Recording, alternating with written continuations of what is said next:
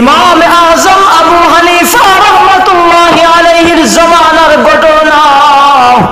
একজন মা তার সন্তানকে বলল, এ বাবা, তোমার তো বাবা নাই, তোমার বাবা মরে গেছেন, চলো আমার সঙ্গে, আমি তোমাকে বাজারের মধ্যে একটি রেস্টুরেন্টে তোমাকে ভর্তি করে দিয়ে আসবো, ওখানে তুমি চাকরি করবে, এই বেতন দিয়ে তুমি তোমার জীবিকা নির্বাহ করবে। এই বলে যখন মা সন্তানকে বাজারের মধ্যে দিয়ে রওনা দিয়েছে, হঠাৎ করে বাবা চোখে দেখি রাস্তার পাশে ইমাম আজম আবু হানিফা রাহমাতুল্লাহি আলাইহি দ্বীনি আলিম শিক্ষা দিতেছেন।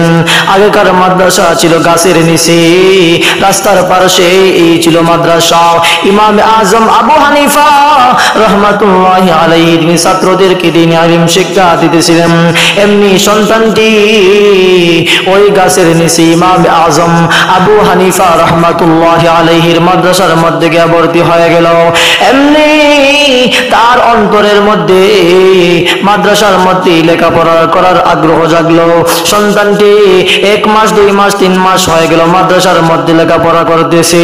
মা ডাক দিয়ে, বাবা রে, তুমি কি তোমার বাজারের চাকরির মধ্যে বেতন পাও না? একদিন তো আমাকে এনে বেতন দিলে না। এমনি সন্তান ডাক দিয়ে, মা গো, আমি আর বাজারের মধ্যে যাব না, আমি ইমাম আজম আবু হানিফা রাহমাতুল্লাহি আলাইহির মাদ্রাসার মধ্যে লেখাপড়া করব, আমি একজন আলিম হতে চাই। এমনি এই কথা বলে সন্তানটি দৌড় দিয়ে ইমাম আজম আবু হানিফা রাহমাতুল্লাহি আলাইহির মাদ্রাসার মধ্যে এসে উপস্থিত হলো। পিছনে পিছনে মাও দৌড় দিয়ে এসে বলে, হ্যাঁ সন্তান, দাঁড়াও, তোমাকে এই মাদ্রাসার মধ্যে লেখাপড়া করলে তোমার জীবন চলবে না,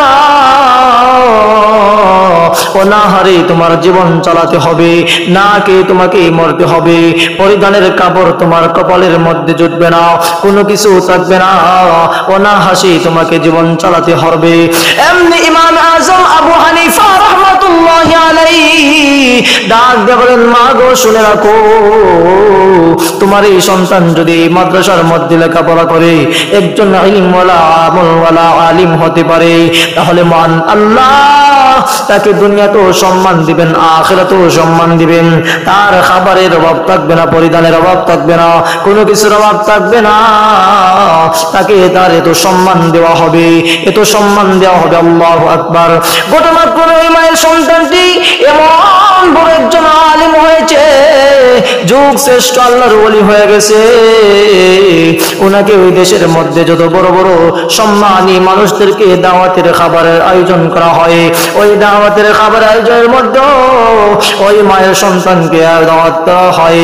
এমনি সন্তানটি যখন ওই খাবারের আয়োজনের মধ্যে গিয়ে উপস্থিত হয়েছে, ওনার সামনে তো মজার খাবার রাখা হয়েছে, তা দেখে তিনি কাঁদতেছিলেন আর বলতেছিলেন, আইরে, আমার মা বলেছিলেন ওই মাদ্রাসার মধ্যে লেখাপড়া করলে নাকি আমাকে অনাহারে থাকতে হবে। এমনি লোকের রাখতে বলে, আল্লাহর ওলি গো, আপনি কেন কাঁদতেছেন? এমনি তিনি ডাক দিয়ে বলেন, ভাইরা রে, আমার মা বলেছিলেন এই মাদ্রাসার মধ্যে লেখাপড়া করলে আমি খাবার খাইতে পারবো না, কাপড় পরিধান করতে পারবো না, আমাকে অনাহাসে থাকতে হবে। কিন্তু আমার উস্তাদ ইমাম আজম আবু হানিফা রাহমাতুল্লাহি আলাইহি বলেছিলেন, মহিলা গো, শুনে রাখো, তোমার সন্তান যদি একজন দিনদার পরহেজগার আল্লাহওয়ালা হতে পারে, তাহলে তার সম্মান দুনিয়াতেও দেওয়া হবে এবং আখিরাতের মধ্যেও দেওয়া হবে। তার বাস্তব প্রমাণ আমি আজকে দেখতে পারলাম, তা দেখে আমার চোখের পানি সামনে রাখতে পারি নাই, আমার চোখ দিয়ে অঝোর পানি পড়তেছি।